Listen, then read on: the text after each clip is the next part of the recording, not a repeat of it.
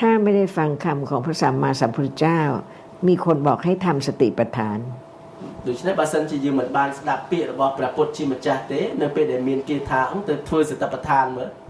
พระสัมมาสัมพุทธเจ้าตรัสว่าคนนั้นมุสา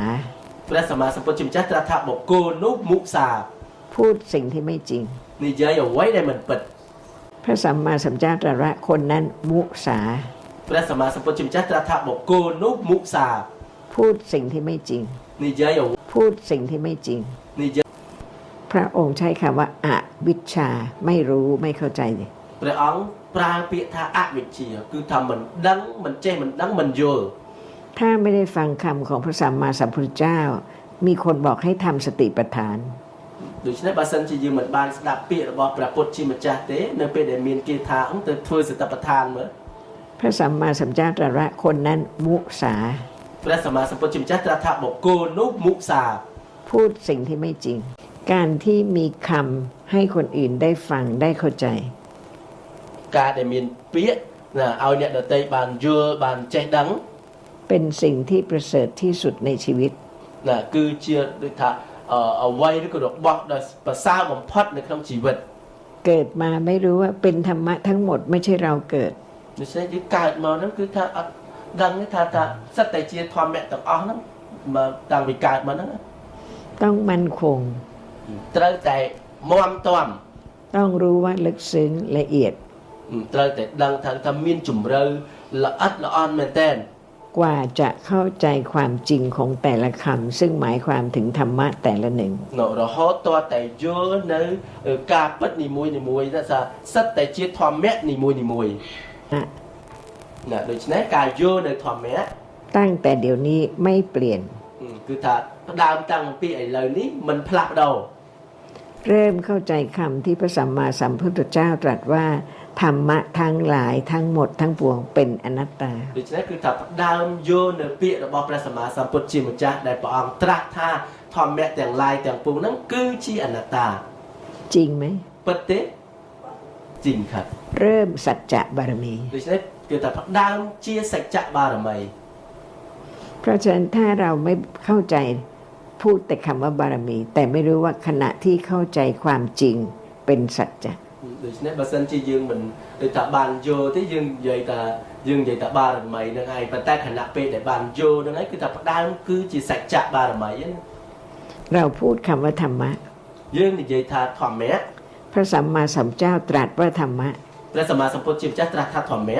ปัญญาต่างกันมากคือปัญญานั่นคือเซ็งเนี่ยตัวเนี่ยนะ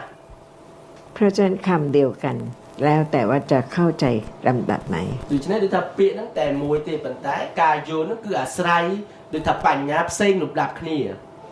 ถ้ายังไม่เข้าใจอย่างนี้จะเข้าใจสติปัฏฐานไหมโดยฉะนั้นบาสันจะเหมือนกายโยอย่างนี้เตะต้าหนึ่งอาโยของปีสติปัฏฐานบ้านเตะไม่ใช่ใครบอกให้ทำสติปัฏฐานโดยฉะนั้นคือถ้าเหมือนแมนเจตาโดยถ้ามันเนี่ยเซ็งเนี่ยนามุนหมอกแผลเอาเพื่อสติปัฏฐานหนุเตะนั่นไม่ใช่คำว่าไม่ใช่คำของพระพุทธเจ้านู่นมันแม้นจีเปียระบอกพระพุทธชีปจักเตถ้าจะทำสติปัฏฐานเป็นอัตตาในบาลในทันดังเพื่อสติปัฏฐานนั้นคือชีอัตตาแต่ทุกคำของพระสัมมาสัมพุทธเจ้าเป็นอนัตตาปัจจัยกรุปเปียกรุปปะเอากรุปเจียนระบอกพระสัมมาสัมพุทธเจ้านั้นคือชีอนัตตาพระองค์ให้เข้าใจคำที่พระองค์ตรัสพระองค์เอาโยโดยถ้ากรุปเปียระบอกพระองค์ได้พระองค์บานตรัสเป็นความจริงไหมตากิจกาปเตจริงครับไม่เปลี่ยนมันพลักเรานะมันพลักเราเพราะฉะนั้นสัจจะบารมีค่อยๆเพิ่มขึ้นนะโดยฉะนั้นสัจจะบารมีนั่นคือตาประดาวเตยประดาวลายนั่นนะไม่เปลี่ยนคำของพระองค์มันพลักเราเปียระบอกพระองค์ไม่ให้ใครไปทำสติปัฏฐานคือถ้าอัดเมียนเอาเนี่ยนาเตยเพื่อสติปัฏฐานไอเต้เพราะไม่มีใครนอกจากธรรมะคือถ้าพรุ่งมันเมียนนาเล่าครั้งแต่ปีทอมแม่นั้นนะธรรมะที่เห็นแต่ไม่เข้าใจความจริงไม่รู้ว่าเห็นเกิดหรือถ้าทอมแม่หรือถ้าแต่เคยเนี่ยหรือถ้าอัดเมียนกายโยนั้นกาปัดนังเตปันแต่ทอมแม่นั้นก็กาได้ธรรมะนั้นเกิดเป็นสภาพที่ไม่เข้าใจทอมแม่นั้นกาคือจิตสเพียรได้มันโยเล่าเพ พระองค์ใช้คำว่าอวิชชาไม่รู้ไม่เข้าใจ ព្រះអង្គប្រើពាក្យថាអវិជ្ជាគឺថាមិនដឹងមិនចេះមិនដឹងមិនយល់ ถ้าไม่ได้ฟังคำของพระสัมมาสัมพุทธเจ้า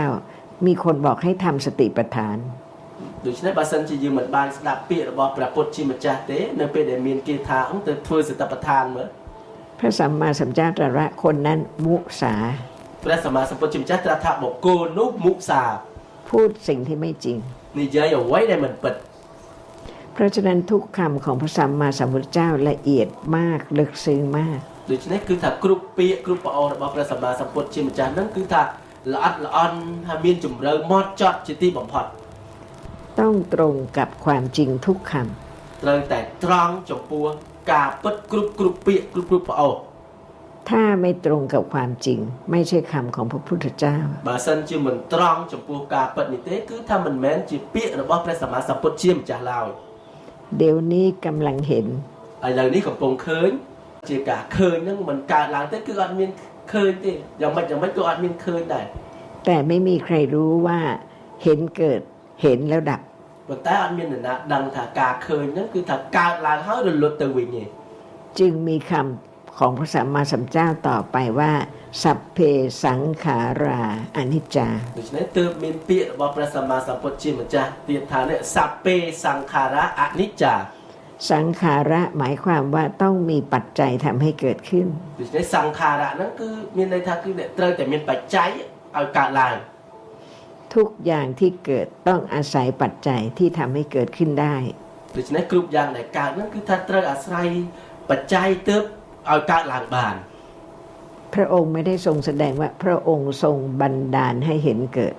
ណាព្រះអង្គគឺមិនបានត្រាស់ថាព្រះអង្គហ្នឹងគឺថាបណ្ដាធ្វើឲ្យការឃើញនេះកើតទេ เพราะเห็นเป็นธรรมะไม่เป็นของใคร ព្រោះឃើញហ្នឹងគឺជាធម្មៈហ្នឹងអត់មែនជារបស់នរណាមួយឡើយ เพราะฉะนั้นต้องมั่นคงธรรมะเป็นสิ่งที่มีจริงที่เป็นอนัตตา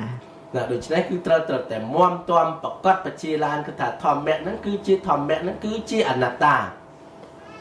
ฟังแล้วเข้าใจรู้จักพระสัมมาสัมพุทธเจ้า ពេលដែលមានការស្ដាប់ហើយយល់ហើយដូចថាយល់ហ្នឹងនឹងស្គាល់ព្រះសម្មាសម្ពុទ្ធជាម្ចាស់ ถ้าไม่เข้าใจจะทำสติปัฏฐานจะทำวิปัสสนา ไม่ใช่คำของพระสัมมาสัมพุทธเจ้าเพราะไม่เข้าใจอะไร ដូច្នេះបើសិនជាដូចថាមិនមានការយល់ទេគឺអាចនឹងចង់ទៅធ្វើសតិប្បដ្ឋាននៅចង់ទៅធ្វើវិបស្សនានោះឯងនេះគឺមិនមែនជាពាក្យរបស់ព្រះសម្មាសម្ពុទ្ធជាម្ចាស់ទេ จะนับถือใคร តើយើងនឹងគោរពអ្នកណាទៀត จะนับถือ គោរពអ្នកណាទៀតគោរពព្រះពុទ្ធเจ้าใช่ไหม ก็เคารพพระพุทธเจ้า เพราะอะไร ព្រោះហេតុអ្វីព្រោះអ្វី សច្ចធម៌ពិត ព្រោះព្រះសម្មាសម្ពុទ្ធเจ้าทรงប្រកាសអរិយសច្ចធម៌ ทรงให้คนอื่นได้รู้ความจริง ណាដូច្នេះគឺថា เชิญค่ะ ព្រះ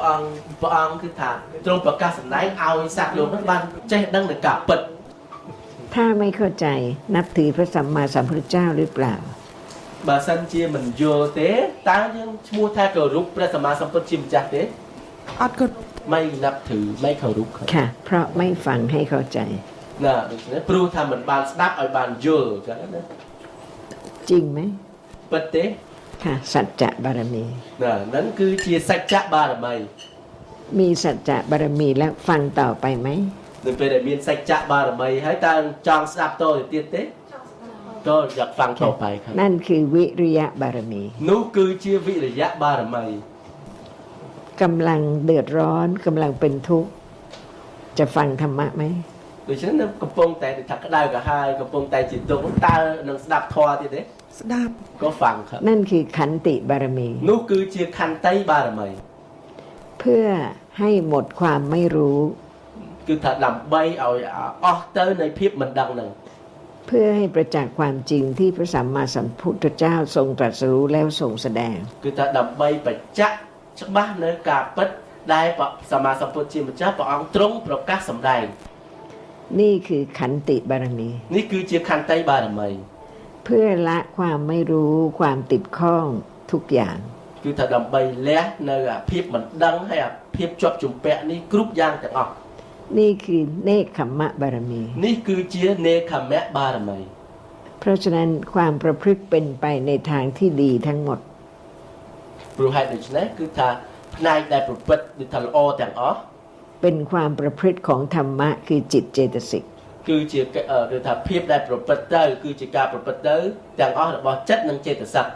เป็นศีลบารมี គឺជាសីលបារមី การสละสิ่งที่มีเพื่อประโยชน์สุขแก่คนอื่น ដូចថាការលះបង់នៅរបស់ដែលមានប្រយោជន៍នោះគឺថាដើម្បីឲ្យអ្នកដទៃ ไม่ใช่เพื่อหวังว่าเราจะได้ผลที่ดี មិនមែនដូចថាការឲ្យនឹងដើម្បីសង្ឃឹមផលមកវិញតែយើងនឹងបានរបស់ល្អមកវិញទេ ไม่หวังว่าจะได้ทรัพย์สมบัติได้ชื่อเสียงได้เกียรติยศ ដូចថាអត់មានការប្រាថ្នាដូចថាពឹងមកវិញថានឹងបានឈ្មោះមុខមាត់កិត្តិយសទេ แต่เพื่อให้คนที่ได้รับหายจากความทุกข์ តែសង្ឃឹមថាអ្នកដែលបានទទួលនៅទានដែលយើងឲ្យហ្នឹងគឺថាมันមាននៅសេចក្តីទុក្ខ นั่นเป็นทานะบารมี នោះគឺជាទានបារមី แต่สิ่งที่ควรให้ไม่ใช่เพียงแต่สิ่งของ ប៉ុន្តែរបស់ដែលគួរឲ្យនោះគឺមិនត្រឹមតែដូចថារបស់របរនេះប៉ុណ្ណឹងទេ เคยโกรธใครไหม តើធ្លាប់ក្រោតខឹងនរណាទេ ធ្លាប់ ឃើញครับ ยังโกรธอยู่ไหม តើដូចថានៅចង់ខឹងបន្តទៀតទេ ឈប់ចង់ឈប់ ក៏อยากจะไม่โกรธอีกต่อไปครับ ค่ะ เพราะฉะนั้นถ้าไม่โกรธเมื่อไหร่เป็นอภัยทานนะ ដូច្នេះគឺថានៅពេលដែលយើងអត់ចង់ខឹងបកគូនឹងបន្តទៀតហ្នឹងគណៈហ្នឹងគឺជាអភ័យទាន ประโยชน์มาก เพราะว่าขณะที่ไม่โกรธจิตผ่องใสไม่เดือดร้อน ដូច្នេះគឺប្រយោជន៍មហាសាលនៅពេលដែលអត់ក្រោតហ្នឹងគឺថាចិត្តហ្នឹងគឺថាស្រស់ស្អាតតែអត់មានភាពក្តៅក្រហាយណា นั่นเป็นประโยชน์ของตนเอง และประโยชน์สำหรับคนที่เราถูกโกรธเขาจะไม่ได้รับภัยจากการโกรธเลย នេះឯងគឺជាប្រយោជន៍ដូចថាជាខ្លួនយើងផងហើយនឹងប្រយោជន៍អ្នកដទៃផងអញ្ចឹងណាដែលគេអត់មានដូចថាបកគូណាខឹងវិញអញ្ចឹងណា ใครยังโกรธใครหรือเปล่า តើមាននរណាដូចថានៅខឹងក្រោតនរណាទៀតទេមាននៅខឹងនរណាមួយទៀតទេក៏ว่าเคย ចង់រំលត់នៅ เขาว่าเขาอยากที่จะไม่อยากจะโกรธบุคคลอื่นอีกต่อไปครับ ค่ะ แต่เป็นไปได้ไหม เนาะប៉ុន្តែអាភិបដែលយើងថាចេះចង់មិនខឹងអ្នកដទៃនោះតើអាចប្រព្រឹត្តទៅបានទេអាចទៅបាននេះអាចប្រព្រឹត្តរួចទេ បានខ្លះមាន ได้บางขณะชั่วขณะครับ แต่ยังเป็นเราใช่ไหม เนาะប៉ុន្តែដូចថានៅជាខ្លួនយើងមែនទេ អត់ជាកំណត់ឋានឡើង เขาว่ายังไม่ใช่เป็นมันไม่ใช่เป็นตัวเราก็คือเรียนกำหนดรู้ว่าเป็นสภาพธรรมะที่เกิดขึ้น ค่ะ เพราะว่าจะค่อยๆละความเป็นเราด้วยความเข้าใจเท่านั้น ណាដូច្នេះគឺថាដូចថាបដាសំលះដល់សភាពដែលជាខ្លួនយើងនឹងដោយការដែលយកប៉ុណ្ណោះឯង ไม่ใช่ไม่รู้อะไรเลย แต่จะไปทำสติปัฏฐาน មិនមែនដូចថាអត់មិនដឹងអ្វីឡើយអត់ចេះអីឡើយនោះគឺថាចេះចង់ទៅធ្វើសតិប្បដ្ឋានទេ ความไม่รู้ทั้งหมด ไม่ใช่คำสอนของพระสัมมาสัมพุทธเจ้า ដូច្នេះការដែលមិនចេះមិនដឹងទាំងអស់ហ្នឹងគឺមិនមែនជាពាក្យរបស់ពាក្យទូមានរបស់ព្រះសម្មាសម្ពុទ្ធជាម្ចាស់ទេ ด้วยเหตุนี้จึงเคารพพระองค์สูงสุด ព្រោះហេតុនេះគឺថាទើបយើងនឹងគោរពព្រះអង្គហ្នឹងគឺថាខ្ពង់ខ្ពស់ជាទីបំផុត ที่ทำให้รู้ความจริงว่าอะไรเป็นโทษอะไรเป็นประโยชน์ ដូចថាដែលឲ្យដឹងថាអ្វីគឺជាទោសអ្វីគឺជាប្រយោជន៍ ความเข้าใจทำให้ความประพฤติทางกายทางวาจาดีขึ้น ដូច្នេះការដែលបានយល់ហ្នឹងគឺធ្វើឲ្យនេះដូចថាការប្រព្រឹត្តខាងកាយវាចាចិត្តហ្នឹងល្អឡើង เพราะเห็นโทษว่าความไม่รู้มีมากทำให้ทั้งวันเป็นอกุศลมากกว่ากุศล ដូច្នេះគឺថាដូចថាការដែលដូចថាយល់ដឹងហ្នឹងទៅធ្វើឲ្យកុសលហ្នឹងគឺថាកើនឡើងជាងអកុសលណាហើយជីវិតប្រចាំថ្ងៃហ្នឹងគឺអកុសលច្រើនណាស់ ต้องไม่ลืมว่ากุศลสูงสุดคือความเข้าใจสิ่งที่พระสัมมาสัมพุทธเจ้าทรงตรัสรู้ ណាដូច្នេះគឺថាត្រូវតែដឹងថាកុសលដែលខ្ពង់ខ្ពស់បំផុតហ្នឹងគឺនេះគឺជាការដែលយល់ពាក្យរបស់ព្រះសម្មាសម្ពុទ្ធជាម្ចាស់ហ្នឹង ด้วยเหตุนี้การให้สิ่งที่เป็นประโยชน์สูงสุดคือให้ความเข้าใจธรรมะ ណាដោយព្រោះហេតុដូច្នេះការដែលឲ្យដូចថារបស់ដែលប្រសើររបស់ដែលល្អជាទីបំផុតហ្នឹងគឺជាការឲ្យនៅការយល់នៅធម្មៈហ្នឹង เป็นธรรมทาน គឺជាធម្មទាន เพราะฉะนั้นทานมี3อย่าง ព្រោះដូច្នេះទានហ្នឹងគឺមាន3យ៉ាង วัตถุทานให้สิ่งที่เป็นประโยชน์กับคนอื่น វ วัตถุเตียนคือถ้าเอาให้ดอกบอได้ชีประโยชน์ดอกบกูดอกเตย อภัยทาน ไม่ทำให้คนอื่นเดือดร้อน อภัยเตียนคือทำเหมือนทั่วไอ้บกูดอกเตยที่ทำก็ได้ก็หาย แม้ที่จะโกรธเขาก็ไม่มี สมใบแตกดิทำหนึ่งครั้งนั้นก็อัดเมียนได้ ทุกคนไม่รู้จึงทำสิ่งที่ผิด เนี่ยดิทำจากอ๋อนี่คือทำมันดังหนึ่งให้พรูทั่วเนอะไว้ได้คอหนึ่ง เฉพาะคนที่รู้เท่านั้นจึงเห็นโทษของความโกรธจึงอภัย ดิฉันเมียนแต่จะปูบกูได้ดังปนดอกเตคือทานโลกดังนั้นคือทานโลกคือทานเอาเนื้ออภัยเตียนนั่นนะ และเมื่อมีความเข้าใจธรรมะก็ควรจะให้คนอื่นได้เข้าใจด้วย ดิปัญญาเนื้อเปได้ดิทำเมียนกายโยเนื้อทอมแม่หนึ่งฮะก็ทาจ้องไอ้บกูดอกเตต้องโยเนื้อทอมแม่ทองได้ เพราะฉะนั้นจึงมีกลุ่มศึกษาธรรมะ มีมูลนิธิมีอะไรต่างๆ เพื่อให้คนเข้าใจธรรมะ เนื้อพระให้ดิฉันก็ทาเติมหนึ่งเมียนดิทากรมเมียนมูลนิธิดิทาดำใบหนึ่งศักษาปัทวานั้นคือทาดำใบไอ้บานโยเนื้อทอมแม่หนึ่ง ประโยชน์สูงสุดที่จะให้คนอื่นเข้าใจ ประโยชน์ดอกพวงกระพวงผมพอนั้นคือทาดำใบเอาเนี่ยดอกเตยนั้นบานโยทองได้ ต้องศึกษาด้วยตัวเองให้มีความเข้าใจที่ถูกต้อง นะ จึงสามารถจะให้ความเข้าใจที่ถูกต้องคนอื่นได้ ដូច្នេះគឺថាយើងត្រូវតែសិក្សាឲ្យបានយល់ច្បាស់ដោយខ្លួនឯងជាមុនសិនហើយទើបគឺថាចែកកម្លែកទៅឲ្យបុគ្គលដទៃនោះបានយល់ត្រឹមត្រូវផងដែរ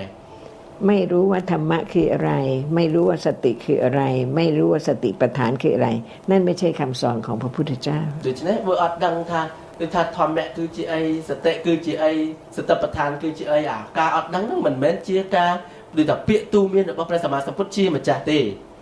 การที่มีคำให้คนอื่นได้ฟังได้เข้าใจ ការដែលមានពាក្យណាឲ្យអ្នកដទៃបានយល់បានចេះដឹង เป็นสิ่งที่ประเสริฐที่สุดในชีวิต ណាគឺជាដូចថាអ្វីឬក៏របស់ដែលប្រសើរបំផុតនៅក្នុងជីវិត เกิดมาไม่รู้ว่าเป็นธรรมะทั้งหมดไม่ใช่เราเกิด ដូច្នេះយើងកើតមកហ្នឹងគឺថាអត់ដឹងទេថាសិតតែជាធម្មៈទាំងអស់ហ្នឹងមកតាំងពីកើតមកហ្នឹង ต้องมั่นคง ត្រូវតែមាំទាំ ต้องรู้ว่าลึกซึ้งละเอียด ត្រូវតែដឹងថាមានជំរឿល្អិតល្អន់មែនតើ กว่าจะเข้าใจความจริงของแต่ละคำซึ่งหมายความถึงธรรมะแต่ละหนึ่ง រហូតតតែយល់នៅការពិតនីមួយៗថាសិតតែជាធម្មៈនីមួយៗ ต้องอดทนไหมคะ តើត្រូវអត់ធន់ទេ អត់ធន់ ต้องอดทนครับ ไม่ไปสำนักปฏิบัติใช่ไหม ដូច្នេះតើអត់មិនចាំបាច់ទៅអត់ទៅសម្រាប់បប្រតិបត្តិមែនទេ ถ้าไปสำนักปฏิบัติอดทนไหม បើយើងទៅហៅសម្រាប់បប្រតិបត្តិធម៌ហ្នឹងតើអត់ធន់ទេ អត់ធន់ ណា អត់ទៅរកនៃការអត់ធន់នៅក្នុងខ្លួនក្នុងចិត្តអត់ក្នុង បើ អា យើ កា ង ស សួរថាបើយើងអត់ទៅសម្រាប់បប្រតិបត្តិហ្នឹងតើអត់ធន់ទេ អត់ធន់ ក៏អត់ធន់ครับ ไปหรือไม่ไปอดท សិ น តគឺថាទៅឬអត់ទៅតែអត់ធន់ហ្នឹង ទៅក៏អត់ធន់ឲ្យតែយើងយល់នៅកន្លែងណាក៏អត់ធន់បានដែរ เพราะว่าอยู่ที่ไหนก็อดทนได้ครับ ไปสำนักปฏิบัติอดทนอะไร លោកចង់សួរថាถามอีกครั้งหนึงได้ไหม ไปสำนักปฏิบัติอดทนอะไร គឺថាបើទៅសម្រាប់បប្រតិបត្តិហ្នឹងតើមានអត់ធន់អី មានអត់ធន់ ណា មានអត់ធន់ ទៅសម្រាប់មានគ្នាយើងទៅសម្រាប់បប្រតិបត្តិធម៌ណា អត់คนในគេคนថាអត់คนในគេទៅ เข้าไปសម្រាប់បប្រតិបត្តិเขาก็จะไปด้วยคุณไป ไม่อดทนจึงไป នៅដូច្នេះគឺលោកចង់បញ្ជាក់ថាមកពីអត់មានការអត់ធន់ហ្នឹងណាអត់ធន់ខន្តីបានមិនទើបយើងទៅហៅសម្រាប់បប្រតិបត្តិធម៌នេះធម៌នោះយើងគិតថាអូអ្នកនេះចឹងណា ค่ะ ដូច្នេះបានមានការអត់ធន់ទេ ចាចាចា ไปเพราะรีบร้อนอยากจะรู้ នៅដូច្នេះអាការដែលយើងចង់ទៅសម្រាប់បប្រតិបត្តិធម៌អូនៅនេះទៅនេះនោះគឺថាព្រោះដែលចង់ដឹងដែលអត់មានសភាពចង់ចេះចង់ដឹងបញ្ញាបញ្ញាប់ណា ไม่อดทนเลย អានឹងអត់មានការអត់ធន់ទេចឹងណា จริงไหม ពិតទេ ពិត គាត់ទៅសម្រាប់បប្រតិបត្តិត្រូវទេ អត់គាត់ធ្លាប់ទៅហើយក៏នៅផ្ទះក៏យើងមានការអត់ធន់ អូเขาเคยไปសម្រាប់បប្រតិបត្តិ ចា អូเหรอ ហ្នឹង นั่งสมาธิอยู่บ้านนี่นะ សមាធិស្ដាប់ធម៌ เอาเข้าสมาธินั่งสมาธิที่บ้าน รู้จักสมาธิหรือยัง ដូច្នេះតើស្គាល់សមាធិហើយនៅ អ សមាធិអីគេបងសមាធិ សមាធិអាណាបានសតិ พระพุทธเจ้าตรัสว่าสมาธิคืออะไร ណាដូច្នេះតើព្រះសម្មាសម្ពុទ្ធជាម្ចាស់ព្រះអង្គត្រាស់ថាដូចថាតើសមាធិគឺជាអ្វីឥឡូវឆ្លើយเข้าไปសម្រាប់បប្រតិបត្តិเขาก็จะไปด้วยคุณไป ไม่อดทนจึงไป ដូច្នេះគឺលោកចង់បញ្ជាក់ថាមកពីអត់មានការអត់ធន់ហ្នឹងណា ทนทันไตบานไม่ตื้มยังต่อเขาสำนักปฏิบัติทอนนี่ทอนนี่ยังกระโตเนี่ยนี่จังนั้นนะ ค่ะ ดิฉันมีการทนติ ចាចាចា ไปเพราะรีบร้อนอยากจะรู้ เนอะดิฉันอาการเดี๋ยวยังจองเตอสำนักปฏิบัติทอโอ้นี่แต่เนี่ยน้องคือจะพรู้ได้จองดังได้อยากมีแต่พิบจองแจจองดังเป็นไงเป็นยาปะนะ ไม่อดทนเลย อันนึงมีการอดทนตีอย่างนั้นนะ จริงไหม เปิดเต้ ប៉ិត ก็เตอสำนักปฏิบัติเถอะ គាត់ធ្លាប់ទៅហើយក៏នៅផ្ទះក៏យើងមានការអត់ធន់ อ๋อเขาเคยไปสำนักปฏิบัติ ចា อ๋อเหรอนั่งสมาธิอยู่บ้านใช่ไหม សមាធិស្ដាប់ធម៌ อ๋อเข้าสมาธินั่งสมาธิที่บ้าน รู้จักสมาธิหรือยัง ดิฉันตาสกัวสมาธิให้เนอะ អ สมาธิไอ้เก็บของสมาธิ សមាធិណាបាណាសតិ พระพุทธเจ้าตรัสว่าสมาธิคืออะไร น่ะดิฉันตาพระสัมมาสัมพุทธเจ้ามาจันปะอังตรัสថាដូចថាតើសមាធិគឺជាអ្វីឥឡូវឆ្លើយសមាធិគឺជាអី នេះខ្ញុំឆ្លើយមកវិញថាសមាធិហ្នឹងគឺការធ្វើចិត្តហ្នឹងឲ្យស្ងប់ เขาบอกว่าสมาธินี้ก็คือการทำใจให้สงบ ใครท ตาเนี่ยนะแหละเธอ អ ำอัตตาท อัตตานั้นอาจจะคลวนอยู่เนี่ยเธอเนี่ย ำไม่รู้อนัตตาไม่รู้จักอนัตตา น้องคือถ้าอัตสกัวปีอนัตตานั้น เพราะฉะนั้นไม่รู้จักอนัตตาก็เป็นอัตตาเพิ่มขึ้นเพิ่มขึ้น เนอะดิฉันมอปีเดี๋ยวยังอัตสกัวปีอนัตตานั้นดิฉันอัตตานั้นแต่อัตตาเดี๋ยวคลวนอยู่นั้นเป็นไทม์ไลน์เป็นไทม์ไลน์ จริงไหม เปิดเต้ ពិត จริงครับ จริงอดทนไหม เปิดนึกอดทนเต้อดทนเนี่ย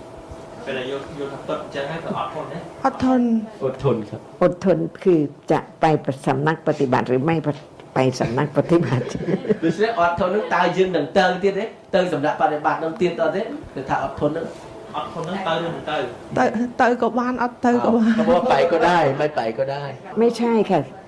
มีถูกและมีผิด ដូច្នេះមិនមែនអត់បានទេគឺថាមានខុសហើយនឹងត្រូវ អូមាន មិន ខុស យើង ហើយនឹងត្រូវ ដូចថាអេទៅក៏បានអត់មានទេធម៌ក៏មានតែមួយ อะไรถูกอะไรผิดจึงจะเป็นสัจจะบารมี ដូច្នេះគឺយើងដឹងថាអ្វីខុសអ្វីត្រូវទើបជាសច្ចៈបារមី មិនបាច់ទៅទេអត់ធន់ណាអត់ធន់ណាស់ហើយ ไม่ไปแล้ว ធន់ ค่ะ เพราะเริ่มเข้าใจ ពេលដែលយើងអត់ធន់អត់ធន់បានបាច់ទៅទេនៅកន្លែងណាក៏ជាការបដិបត្តិដែរដើរដេកមើលអីចឹង แต่มอมตอมแล้วเขาบอกว่าเดี๋ยวนี้ก็ไม่จำเป็นไปแล้วไม่ต้องไปแล้ว ค่ะ เพราะไปแล้วไม่เข้าใจอะไร นั่นนี่ถ้าพูดอาการដែលយើងទៅហ្នឹងទៅអត់មានបានការចេះដឹងយល់អីទេ พระสัมมาสัมพุทธเจ้าทรงแสดงธรรมะทุกคำเกี่ยวกับสิ่งที่มีจริงทั้งหมด ព្រះសម្មាសម្ពុទ្ធជាម្ចាស់ព្រះអង្គសម្ដែងដូចថាធម្មៈគ្រប់យ៉ាងតាក់ទងទៅនឹងអ្វីដែលមានពិតគ្រប់បែបយ៉ាង เราพูดคำที่เราไม่รู้จักตั้งแต่เกิด យើងគឺថាចេះតែនិយាយពាក្យដែលយើងអត់ដឹងហ្នឹងតាំងតែពីកើតរហូតដល់មរណៈទៅវិញនេះ แต่พระสัมมาสัมพุทธเจ้าตรัสรู้สิ่งที่มีที่เราพูดไม่ถูก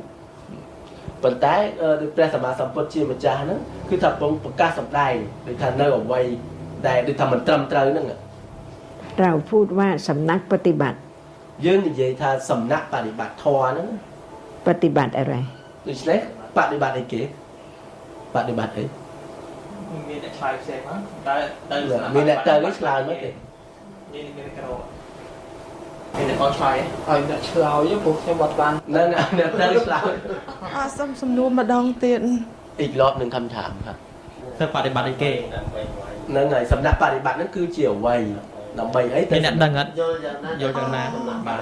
ការទៅសំណាក់បដិបត្តិហ្នឹងខ្ញុំតែងយល់ថាចង់សិក្សាពី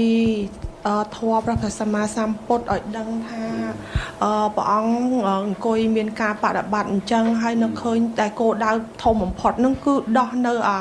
សេចក្តីទុក្ខណាពីក្នុងផ្លូវចិត្តហ្នឹងដូចជាតួកិលេសអញ្ចឹងអាការខឹងក្រោធក្នុងចិត្តហ្នឹងយើងត្រូវចង់រំលត់កន្លែងហ្នឹងហើយចង់រំលត់ពីលោភៈនិងមោហៈទោសៈហ្នឹងចេញពីក្នុងសន្តានអញ្ចឹងយើងចេះតែចង់ខំហើយចង់ឲ្យបានដឹងថាមានអ្វីនៅក្នុងសមាធិហ្នឹងមានអ្វីនៅក្នុងការបដិបត្តិហ្នឹងឆ្ងល់ចង់ដឹងចង់រៀនអញ្ចឹងណាហ្នឹងហើយតាមពិតទិសដៅតែមួយហ្នឹងគឺ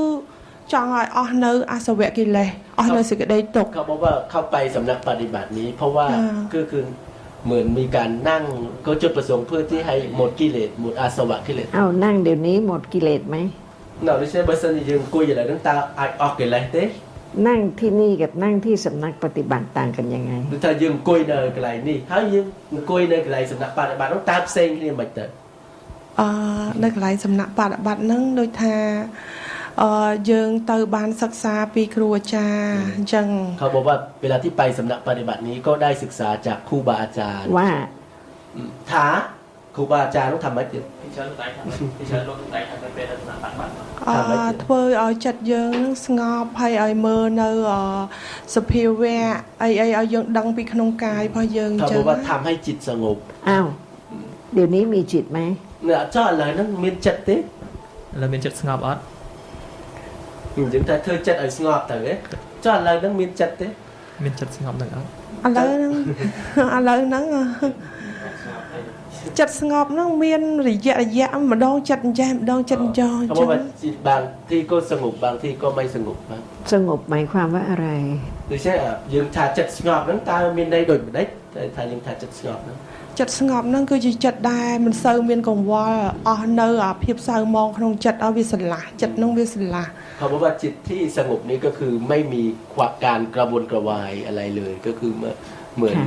เดี๋ยวนี้กระวนกระวายไหม ไอ้เรานั้นมีอาการควายควายนั่นเต้ អត់មាន ไม่มีครับ เพราะอะไร ព្រោះអ្វី ព្រោះស្ដាប់ធម៌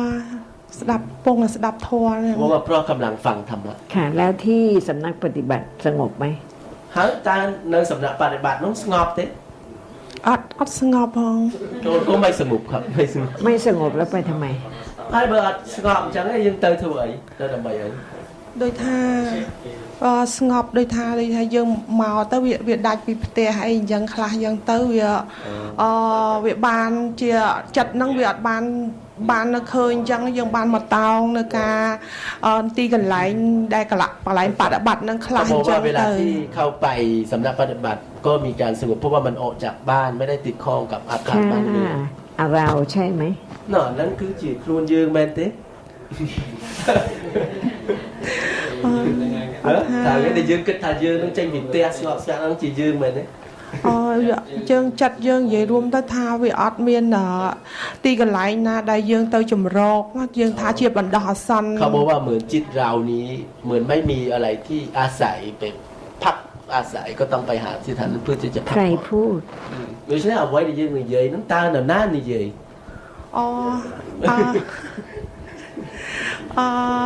ចិត្តអ្នកចិត្តអ្នកនិយាយដូចថានិយាយរួមទៅហៅ តែ ថា យើងថាទៅណាស្ងប់អីហ្នឹងហ្នឹងនរណាដែលនិយាយ ចិត្តដែរគិតមកពេលដូចថាឥឡូវឧទាហរណ៍ថាយើងទៅដើរលេងលំហែនៅក្រៅប្រទេសមួយអាទិត្យអីចឹងជាស្តៀងអញ្ចឹងដែរដូចថាបានទៅបានធ្វើកសលខ្លះយ៉ាងទៅបានការដឹកនាំអីយ៉ាងខ្លះ เขาคงคิดเองนี่แหละท่าน គិត ไม่รู้จักพระพุทธเจ้า ដូច្នេះយើងដែលគំនិតហ្នឹងតែមកគិតខ្លួនឯងទេត្រូវទេយើងគិតតែទៅស្រុកគេទៅលហើយអីគួរអញ្ចឹងនេះទៅសម្រាប់បដិបត្តិទៅឃើញគេឃើញអីទៅអាហ្នឹងគឺថាយើងគិតខ្លួនឯងហើយអញ្ចឹងគឺលោកចង់មានប្រសាសន៍ថានឹងហើយគឺយើងមិនទាន់បានស្គាល់នៅព្រះសម្មាសម្ពុទ្ធជាម្ចាស់ มีคำของพระสัมมาสัมพุทธเจ้า แต่คิดเอง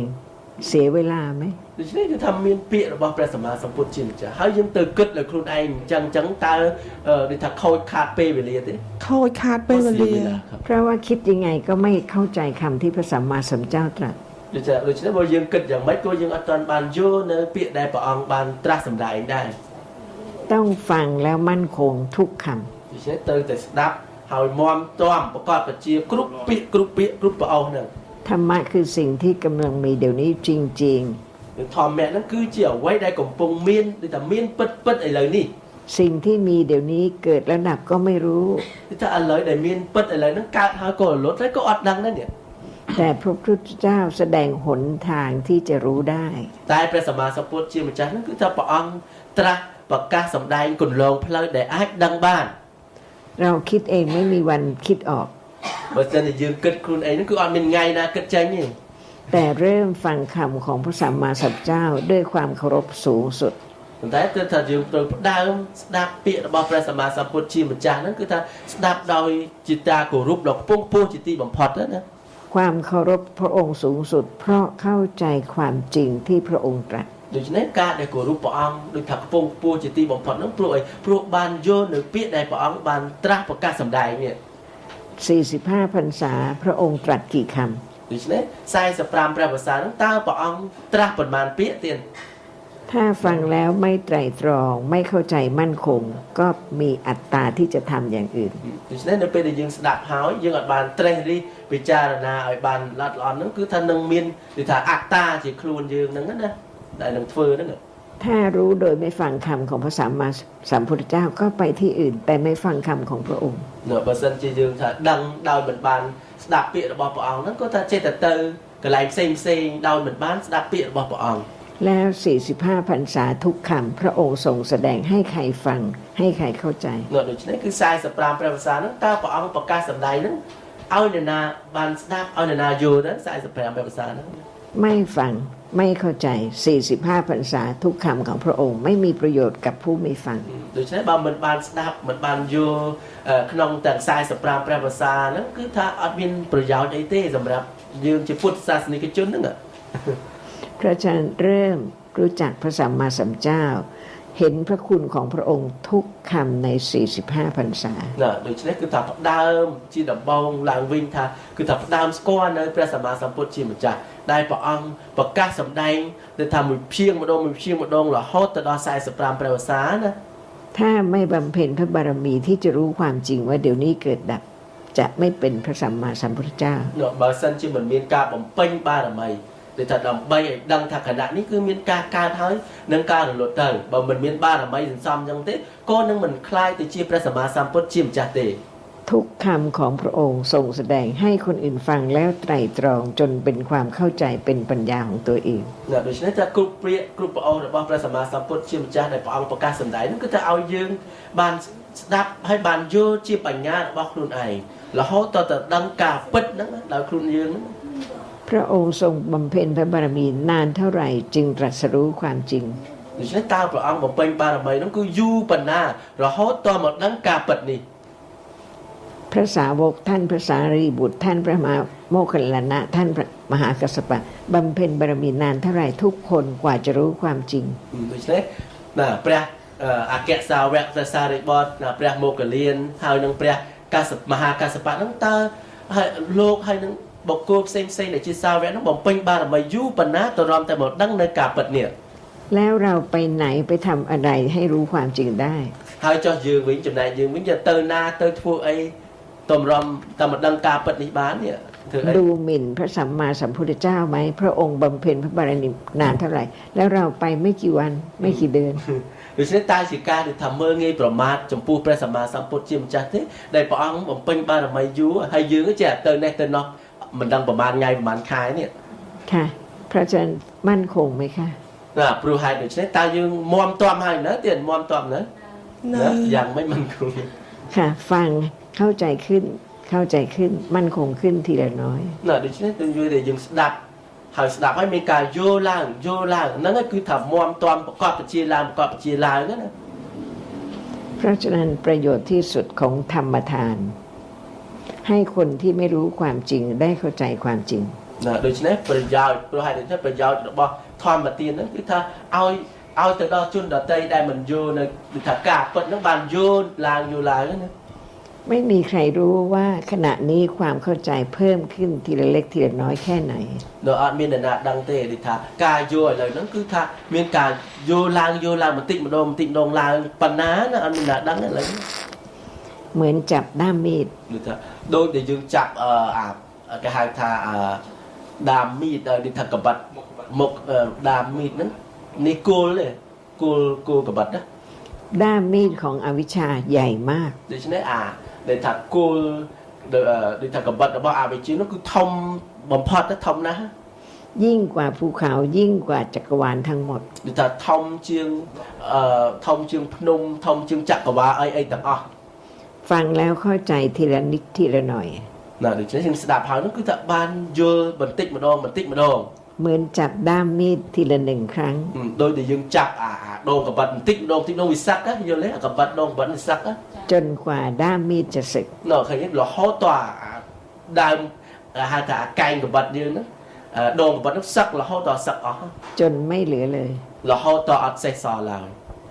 นี่คือพระคุณสูงสุดของพระสัมมาสัมพุทธเจ้านะโมตัสสะภะคะวะโต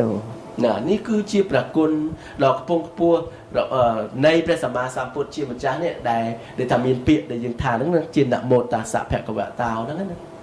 ถ้าไม่เข้าใจอย่างนี้ไม่รู้คุณของพระสัมมาสัมพุทธเจ้าเลย បើសិនជាយើងអត់បានយល់យ៉ាងនេះទេគឺយើងអត់បានស្គាល់នៅព្រះគុណរបស់ព្រះសម្មាសម្ពុទ្ធជាម្ចាស់ឡើយណា พระองค์ทรงแสดงบารมี10หรือเปล่า ដូច្នេះតើព្រះអង្គដែលសម្ដែងត្រាស់សម្ដែងអំពីបារមីទាំង10ទេទាំង10ទេមានបារមីមានប៉ុន្មានទេ Con sẽ đọc thử. ត្រូវត្រូវទេទៀត ត្រឹមត្រូវ ทาง10ครับ ก่อนการตรัสรู้สมัยเป็นสุเมธดาบท ដូច្នេះមុនដែលការដែលត្រាស់ដឹងនេះជាសម័យដែលព្រះអង្គជាសុមេធតាបោះ รู้ว่าทุกขณะที่อกุศลเกิดไม่รู้และปิดบังความจริง គឺថាដឹងថានៅពេលដែលគឺថាគ្រប់ខណៈដែលអកុសលកើតឡើងនោះគឺអត់ដឹងការពិតទេគឺថាបិទនៅការពិតទេណាមិនដឹងនៅការពិត แต่ทุกคำของพระสัมมาสัมพุทธเจ้า ប៉ុន្តែគ្រប់ពាក្យរបស់ព្រះពុទ្ធជាម្ចាស់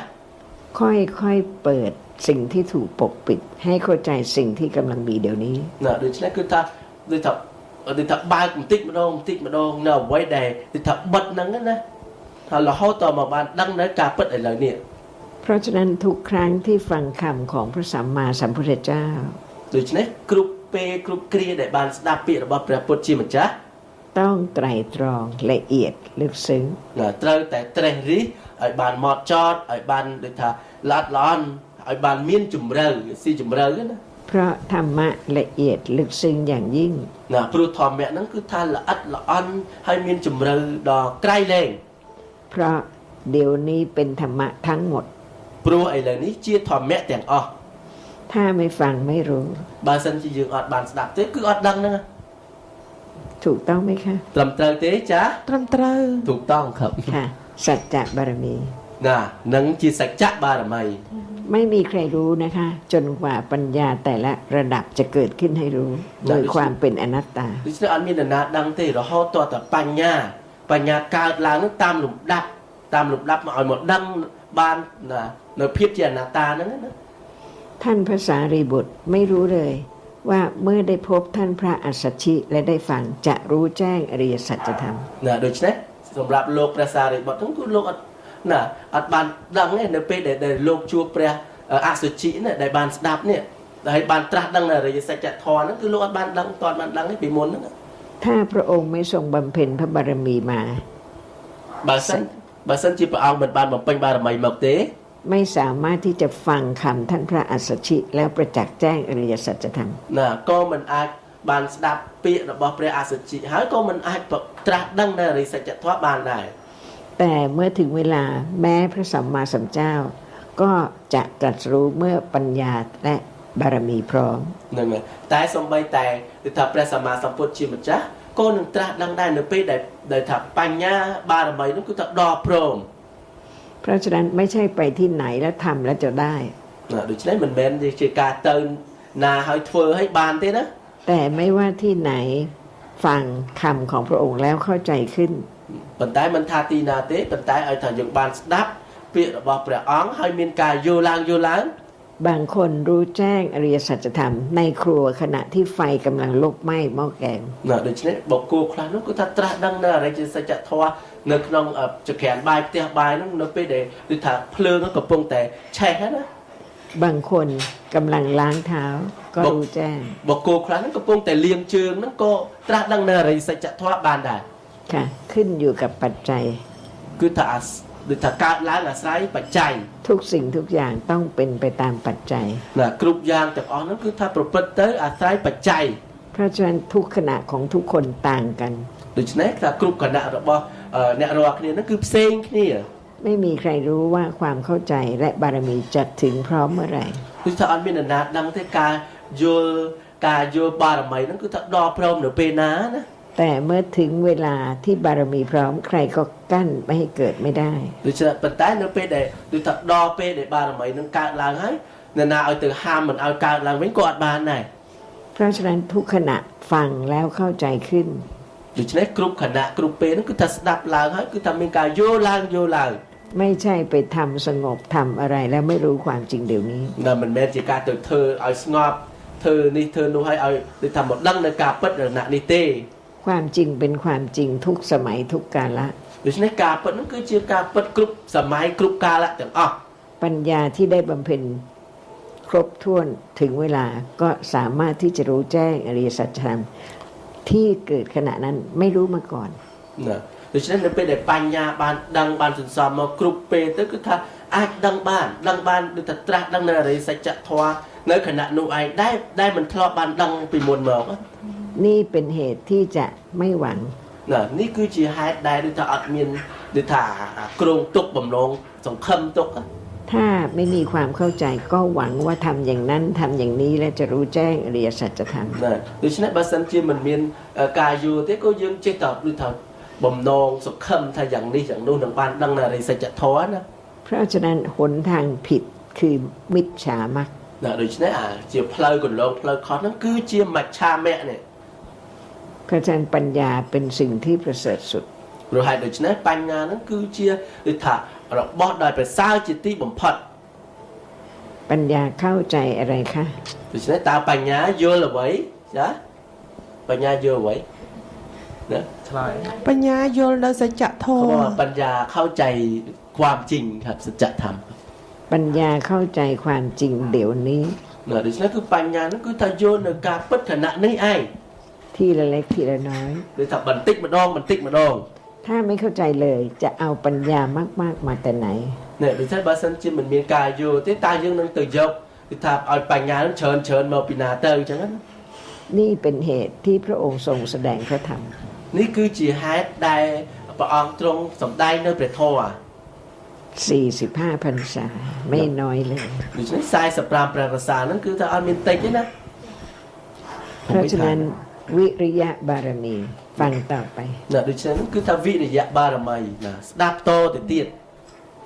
ฟังแล้วต้องมั่นคงในความจริงเพิ่มขึ้น ណាដូច្នេះស្ដាប់ហើយត្រូវតែមមទាំប្រកបប្រជាណានៅក្នុងការពិតនឹងឡើង เข้าใจแล้วใช่ไหมคะ យល់បានច្រើនយល់អីទៀត ពយល់បានច្រើន ค่ะ เข้าใจขึ้นครับ ฟังต่อไปตลอดชีวิตเพื่อเข้าใจธรรมะ នៅដូច្នេះគឺថាស្ដាប់តទៅទៀតដូចថាពេញមួយជីវិតយើងហ្នឹងគឺថារហូតតតែបានយល់នៅធម្មៈហ្នឹង นั่นคือสัจจะบารมี នោះគឺជាសច្ចៈបារមី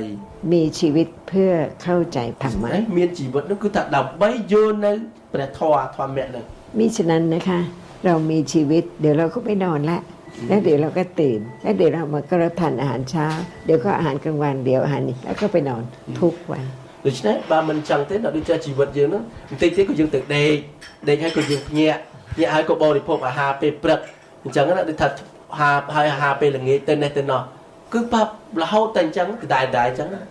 ไม่ใช่เฉพาะชาตินี้ทุกชาติ មិនមែនត្រឹមតែជាតិនេះទេគឺថាគ្រប់ជាតិទាំងអស់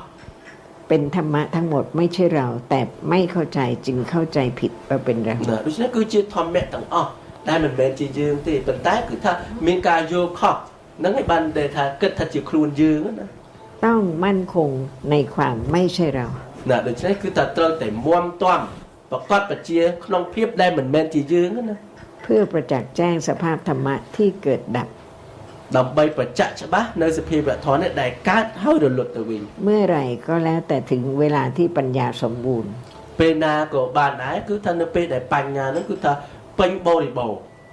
เร่งปัญญาให้เกิดมากๆเร็วๆได้ไหมคะ ដូច្នេះតើយើងគឺថាទៅបខំទៅចង់ធ្វើឲ្យបញ្ញាហ្នឹងគឺថាកើតឡើងច្រើនឬក៏សម្បូរបានទេ អត់បាន អត់បាន រែងមិនដែរครับ ค่ะ ต้องฟังความลึกซึ้งของทุกค ណាដូច្នេះគឺថាត្រូវតែស្ដាប់ណាដូចថាឲ្យមានជំរឿដែលមានជំរឿហ្នឹងមិនគ្រប់ពាក្យទាំងអស់ ำค่ะ มีขาไหมคะ មានជើង មានជើងអត់ទេ អត់មានជើងទេ ไม่มีขาครับ เริ่มรู้ว่าไม่มีขาแต่มีแข็ง នេះគឺថាផ្ដើមដឹងថាអត់មានជើងទេប៉ុន្តែមានរឹង ตั้งแต่ศีรษะจดเท้าเราเข้าใจว่าเป็นหน้าผากเป็นจมูก เป็นแข็งอย่างเดียว ដូច្នេះគឺថាតាំងពីចុងសក់រហូតដល់បាតជើងហ្នឹងគឺថាយើងយល់ថាមានថ្ងាសមានចំោះអីហ្នឹងហ្នឹងតាំងពីចុងសក់ដល់បាតជើងយើងសម្គាល់ថាមានអញ្ចឹង បាត់ហ្នឹងទេ ហ្នឹងតាមពិតគឺរឹងនឹងឯង เราจำผิด ว่ามีเรา យើងចាំខុសថាមានយើង แต่จำถูกไม่มีเรา តែការដែលចាំត្រូវហ្នឹងគឺអត់មានយើងទេ มีธรรมะเท่านั้น មានតែធម្មៈប៉ុណ្ណោះ ค่ะมีแข็งดับ